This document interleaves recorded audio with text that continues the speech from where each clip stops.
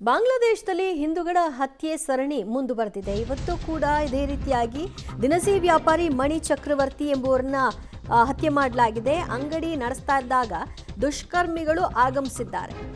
ನರಸಿಂಗಗಡಿ ಜಿಲ್ಲೆಯ ಚಾರ್ಸಿಂದೂರ್ ಬಜಾರ್ನಲ್ಲಿ ಅಂಗಡಿಯನ್ನ ನಡೆಸ್ತಾ ಇದ್ದಂತಹ ವ್ಯಕ್ತಿಯವರು ಮಣಿ ಚಕ್ರವರ್ತಿ ಅನ್ನೋರು ತೀವ್ರವಾಗಿ ಗಾಯಗೊಂಡಂತಹ ಅವರನ್ನ ಆಸ್ಪತ್ರೆಗೆ ದಾಖಲು ಮಾಡುವಂತಹ ಪ್ರಯತ್ನವನ್ನು ಕೂಡ ನಡೆಸಲಾಗಿತ್ತು. ಆದರೆ ಆಸ್ಪತ್ರೆಯಲ್ಲಿ ಮಣಿ ಚಕ್ರವರ್ತಿ ಮೃತರಾಗಿದ್ದಾರೆ ಅನ್ನುವಂಥದ್ದು ಗೊತ್ತಾಗಿದೆ.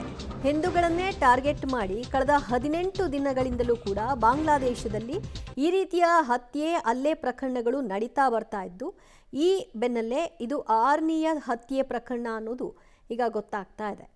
ಬಾಂಗ್ಲಾದೇಶದಲ್ಲಿ ಹಿಂದೂಗಳಿಗೆ ರಕ್ಷಣೆ ಇಲ್ಲ ಅನ್ನೋದಕ್ಕೆ ಇದು ಮತ್ತೊಂದು ಎಕ್ಸಾಂಪಲ್ ಅಂತ ಹೇಳಬಹುದು.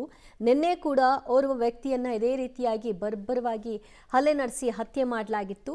ಅದಾದ ನಂತರ ಇವತ್ತು ಮತ್ತೊಂದು ಪ್ರಕರಣ ಹಿಂದೂಗಳನ್ನೇ ಗುರಿಯಾಗಿಸಿ ಈ ರೀತಿಯ ಕೃತ್ಯಗಳನ್ನ ಮುಂದುವರಿಸ್ತಾ ಇರೋದನ್ನ ಗಮನಿಸಬಹುದು. ಎಲ್ಲ ಮಾಡೋದನ್ನು ಮಾಡಿ ಕೊನೆಗೆ ತಾವೇನು ಹಿಂದೂಗಳನ್ನ ಟಾರ್ಗೆಟ್ ಮಾಡ್ತಾ ಇಲ್ಲ ಅನ್ನುವಂತಹ ಪೋಸ್ ಕೊಡುವಂತಹ ಕೆಲಸವನ್ನ ಅಲ್ಲಿನ ಆಡಳಿತ ನಡೆಸ್ತಾ ಇರೋದನ್ನ ಗಮನಿಸಬಹುದು. ಕೆಲವು ಕಡೆಗಳಲ್ಲಿ ಬೆಂಕಿ ಇಟ್ಟು ಕ್ರೌರ್ಯವನ್ನ ಮರೆದಿರೋದಿರಬಹುದು, ಸಿಕ್ಕಲ್ಲಿ ಹೊಡೆದಾಕಿ ಶೂಟ್ ಮಾಡಿ ಕೊಂದಿರುವಂತಹ ಪ್ರಕರಣಗಳಿರಬಹುದು. ಇದು ಬಾಂಗ್ಲಾದೇಶದ ಸದ್ಯದ ಸ್ಥಿತಿಗತಿ. 18 ದಿನಗಳಿಂದಲೂ ಕೂಡ ಈ ಸರಣಿ ಮುಂದುವರೆದಿದೆ. ಈ ಬಗ್ಗೆ ಸರ್ಕಾರ ಯಾವ ರೀತಿಯಾಗಿ ತನ್ನ ನಿಲುವನ್ನು ಪ್ರಕಟ ಮಾಡುತ್ತೆ ಅನ್ನೋದು ಸದ್ಯದ ಕುತೂಹಲ.